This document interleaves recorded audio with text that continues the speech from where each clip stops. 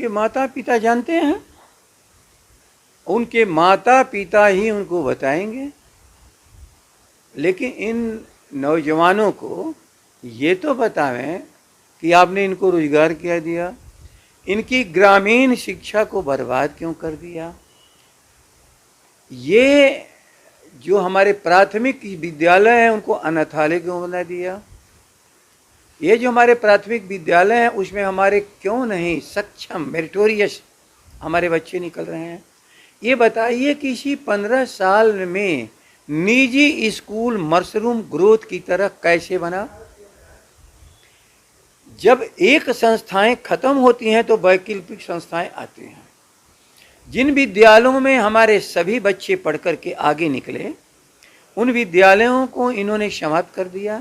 कल्पना करोगे, प्राथमिक विद्यालय में आज कोई शिक्षक भी अपने बच्चे को नहीं पढ़ाना चाहता जहां वो काम कर रहा है। कारण कि सारी व्यवस्थाएं खत्म हो चुकी हैं। हम लोग जब शासन में आए थे तो हम लोगों ने प्राथमिक विद्यालयों में 2 स्तर की परीक्षा अपनी शुरू की। प्राइमरी स्कूल की परीक्षा प्रखंड लेवल पर और मिडिल स्कूल की परीक्षा जिला स्तर पर।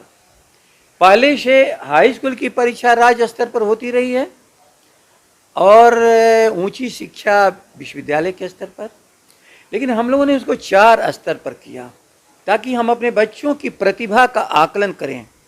और याद रखो, बच्चों की प्रतिभा का आकलन नहीं था, बच्चों के प्रतिभा के आधार पर हम शिक्षकों की क्षमता का भी आकलन करते थे। आज कुछ भी नहीं हो रहा है।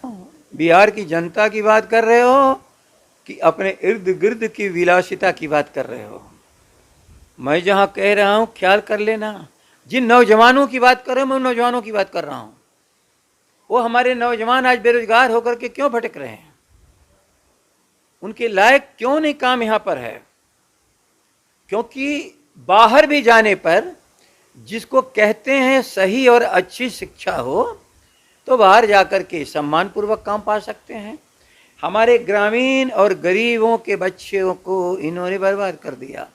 नारा दिया था आदरणीय लालू प्रसाद ने कमजोर लोगों को, अंबेडकर साहब ने जब कहा था कि ज्ञानी बनो, महात्मा बुद्ध ने कहा था कि ज्ञानी बनो, लेकिन उनके लिए साधन नहीं मिल पाया था उन इलाके समय में। लालू जी ने भी कहा था पढ़ो या तो मरो, यदि नहीं पढ़ोगे तो दुनिया में तुम्हें कोई नहीं बचा पाएगा। तब हमारी व्यवस्था एक शिक्षा की अच्छी चल रही थी। नौजवानों के एक सवाल का जवाब दो, बेरोजगारी का स्तर भारतवर्ष में सबसे अधिकतम क्यों यहाँ हुआ। भारत के भीतर उनको रोजगार तलाशने के लायक हमने क्यों नहीं बनाया।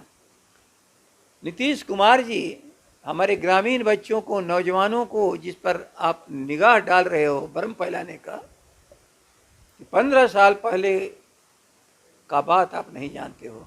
हमने तो 15 साल की बात बताई। एक क्षेत्र का क्यों नहीं जवाब दे रहे हो 4 दिन से।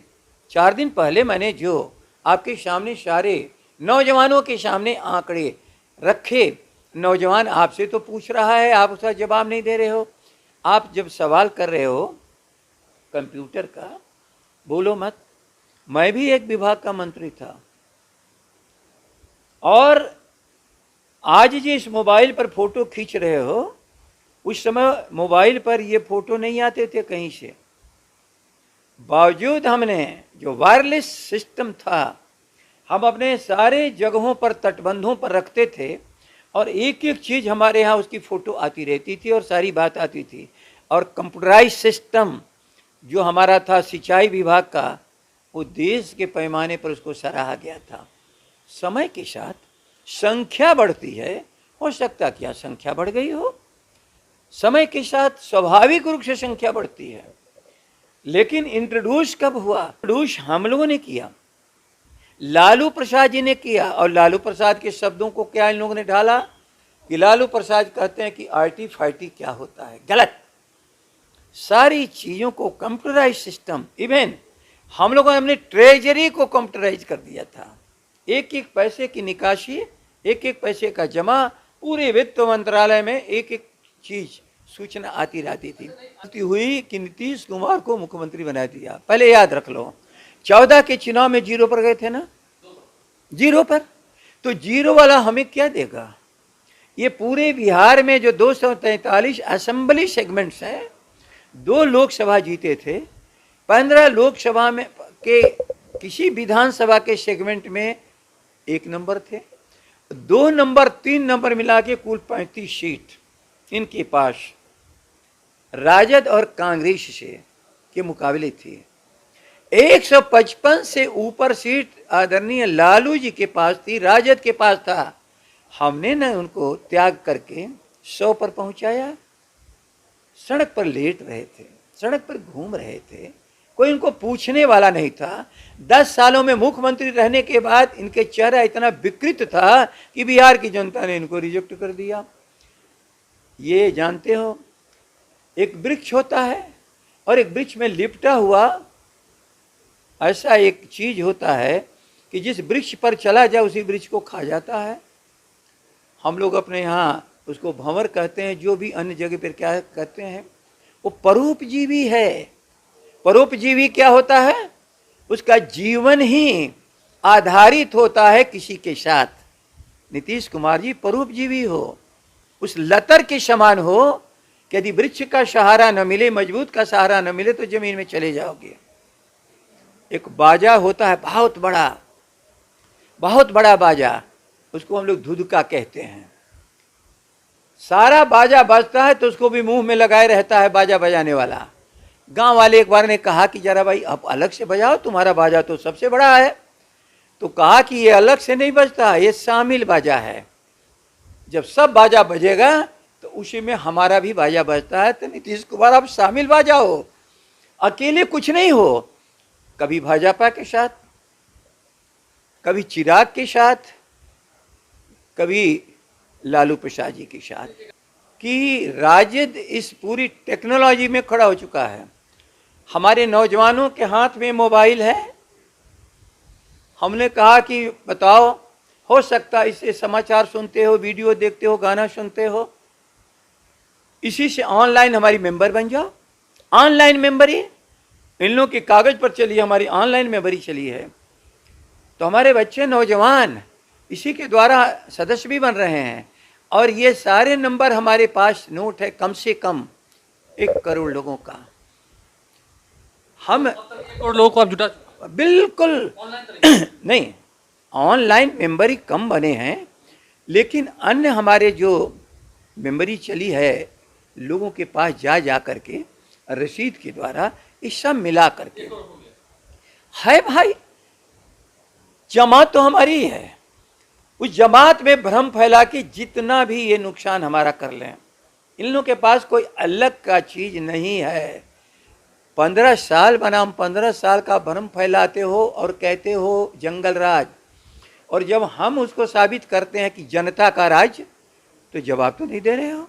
हिम्मत हो तो क्यों नहीं जवाब दे रहे हो कि तुमने झूठ, अफवाह, एक परसेप्शन तुमने पैदा किया चालाकी से, वाचालता से, अखबारों में छपवा करके। आज भी अखबारों में बहुत छपवा रहे हैं। आप लोग नहीं होते तो हम लोग की बात शायद नीचे नहीं जाने देते लोग। हम तो धन्यवाद देते हैं सोशल मीडिया को, जो आप लोग हो। वर्चुअल मीडिया तो आप ही बन गए हो, आप ही तो सब लोगों के साधन बन चुके हो। और हमारी भी बात अब नीचे तक सब अपने लोगों तक जा रही है, क्योंकि हमारे भी नौजवानों के हाथों में ये आधुनिक मशीन है जिसको मोबाइल कहते हैं। हमारी लगातार अभी जो रैली शुरू किए तो सबसे पहले हम लोगों ने शुरू किया, अपने विधायकों के साथ बात तेजस्वी जी ने किया, अपने जिला अध्यक्ष और प्रधान महासचिवों के साथ भी हम लोगों ने बात कर डाली। इनका रैली केवल कौन सुनता है ये पता नहीं है, लेकिन टीवी पर, सोशल मीडिया पर दिखाया जाता है, क्योंकि जो बोल रहे हैं तो यहाँ तो रिकॉर्ड हो ही रहा है। अरे कभी नीचे तो जाओ, सुनने वाला भी कोई है क्या? उसी के डर के मारे तो मीटिंग नहीं कर रहे हो। और लोकसभा की मीटिंग जब इनकी हो रही थी, भले मशीन के द्वारा जो इन्होंने अंतर कर दिया हो, श्री नीतीश कुमार की सभा में 2000 भी लोग नहीं रहते थे, कुर्सियां खाली रहती थी। 1.5 घंटा बैठे रहते थे कि 100-200 लोग आ जाएं, और तेजस्वी जब जाता था 10, 20, 25 हजार रहते थे। तो वर्चुअल मीटिंग न करेंगे और बाकी क्या करेंगे? संकेत जनता ने दे दिए हैं, संकेत जनता ने दे दिए हैं कि इशारा किस तरफ है जनता का, मिजाज की तरफ। मैं कह रहा हूं ख्याल कर लेना, इन्होंने प्रतिबंधित किया, लॉकडाउन याद रख लेना, 22-23 को कुछ हुआ लेकिन 12-13 को जब नीति दौरा हमारा शुरू होने वाला था तेजस्वी जी का और प्रशिक्षण शिविर होने वाला, इन्होंने प्रतिबंधित किया। इनको तो सभा करनी नहीं थी, इनको तो कोई प्रशिक्षण से मतलब नहीं, ये तो बेचारे विज्ञापन के द्वारा अखबार में अपना प्रचार कर लेते हैं, उसी के द्वारा झूठा प्रचार इनका चलता है, जनता के भीतर तो जाते नहीं। एक दिन से सुना कि ये टेंट में रहते हैं। कौन टेंट में रहते हो? एयर कंडीशन, जाड़े में हीटर लगा के, गीजर लगा के, और टेंट में नहीं रहते हैं। ये जो अफसरों का जो वहाँ भीड़ रहती है, उन अफसरों से अपनी कामों को कहने के लिए 10 जनता आ जाती है। अकेले जरा घूम के देखो नीतीश कुमार, एक कुत्ता भी गांव का नहीं आएगा। पूरा बिहार आपको त्याग चुका है। आपकी परेशानी यही है कि एक व्यक्ति भी आपको अब स्वीकार करने के लिए तैयार नहीं। लेकिन याद रखना, लड़ाई है तेजस्वी की। जितना अमित शाह ने अन्यों का नाम नहीं लिया, उससे अधिक नेता प्रतिपक्ष का नाम लिया, गाली देने में दिया हो, शिकायत करने में दिया हो। लेकिन गाली और शिकायत भी उसी की जाती है जिसका व्यक्तित्व सामने खड़ा है ऊंचाई की तरह। उसको सोचा कि हम नकार देंगे। और एक लाइन आप जान लो, क्या बोला अमित शाह? उस समय जंगल राज था, अभी जनता का राज है। नहीं, गुजरात में आप ताड़ी पार थे जिस समय, उस समय लालू प्रसाद इस बिहार की इज्जत बढ़ा रहे थे, और वो था जनता का राज, वो था हमारे मजदूरों का राज, वो हमारा था ग्रामीणों का राज, वो हमारा था भूमिहीनों का राज, वो राजता था झोपड़ी वालों का राज, वो राज था अल्पसंख्यकों का, दलितों का, महादलितों का, पिछड़ों का, अत्यंत पिछड़ों का, और प्रगतिशील सभी सवर्ण लोगों का भी।